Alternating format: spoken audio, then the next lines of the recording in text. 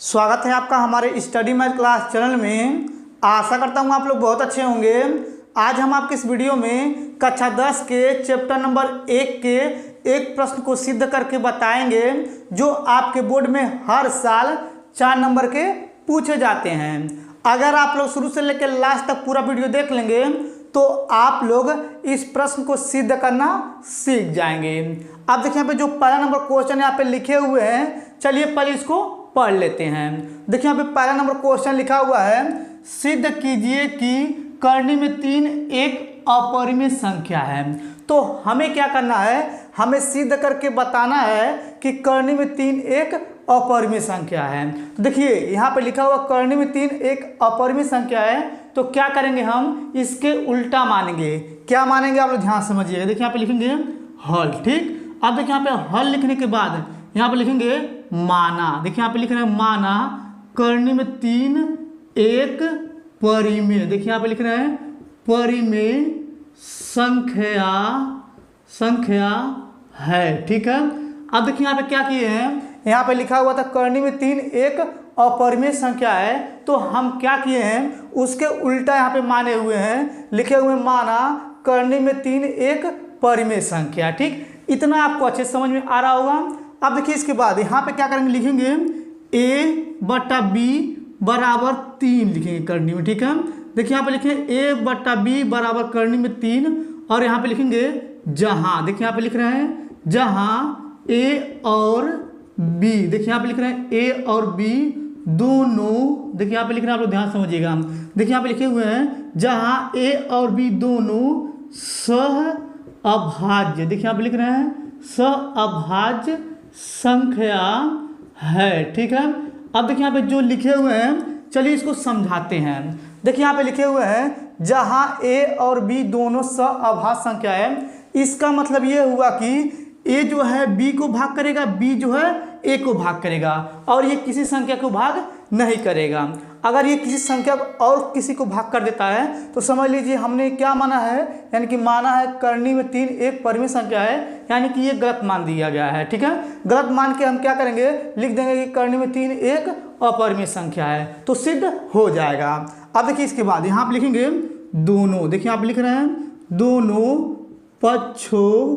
देखिए यहाँ पे लिख रहे हैं दोनों पक्षों का वर्ग करने पर, ठीक है।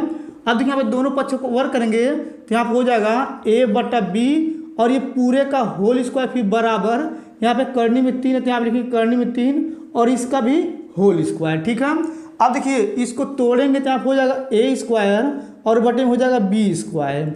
और देखिए यहाँ पे करनी में 2 बार करनी गुणा करेंगे, करनी हट जाएगा तो यहाँ पे आ जाएगा 3 और 3 के नीचे 1 लगाएंगे तो 1 से गुणा करेंगे a स्क्वायर में तो यहाँ पे हो जाएगा a स्क्वायर फिर बराबर देखिए b स्क्वायर से गुणा करेंगे 3 में तो यहाँ पे 3b स्क्वायर हो जाएगा, ठीक है। ये भी आपको अच्छे समझ में आ रहा होगा। अब देखिए इसके बाद यहाँ पे क्या करेंगे, देखिए यहाँ पे b स्क्वायर है, यहाँ पे b स्क्वायर रोक लेंगे फिर बराबर लगाएंगे। देखिए यहाँ पे 3 जो है क्या करेंगे a स्क्वायर से भाग कर देंगे। देखिए यहाँ पे लिखेंगे a स्क्वायर बटा 3, यानी क्या किए हैं a स्क्वायर में 3 से भाग कर दिए, ठीक है। इतना आपको अच्छे समझ में आ रहा होगा। अब देखिए यहाँ पे जो ये आया है इसको समीकरण नंबर 1 मान लेंगे, ठीक। अब देखिए समीकरण नंबर 1 माने हैं। अब इसके बाद देखिए यहाँ पे a स्क्वायर जो है 3 से भाग हो रहा है, आप लोग ध्यान समझिएगा। देखिए यहाँ पे a स्क्वायर जो है 3 से भाग हो रहा है तो यहाँ पे लिखेंगे, देखिए यहाँ पे लिखेंगे a स्क्वायर 3 से, देखिए यहाँ पे लिख रहे हैं a स्क्वायर 3 से विभाजित। देखिए यहाँ पे लिख रहे हैं विभाजित है, ठीक है। ये आपको अच्छे समझ में आ रहा होगा। अब देखिए अगर स्क्वायर हटा देंगे यहाँ से तो बचेगा a भी 3 से भाग हो जाएगा तो यहाँ पे लिखेंगे a भी। देखिए यहाँ पे लिख रहे हैं a भी 3 से भाग, देखिए यहाँ पे भाग होगा, ठीक। इतना आपको अच्छे समझ में आ रहा होगा। ये दोनों आपको लिखना पड़ेगा। इतना करने के बाद देखिए इसके नीचे बता रहे हैं, आप लोग ध्यान समझिएगा। देखिए यहाँ पे लिखेंगे माना। देखिए यहाँ पे लिख रहे हैं माना यानी कि a बराबर 3 के समीकरण। देखिए यहाँ पे लिख रहे हैं माना a बराबर 3 के समीकरण 1 में रखने पर, ठीक है।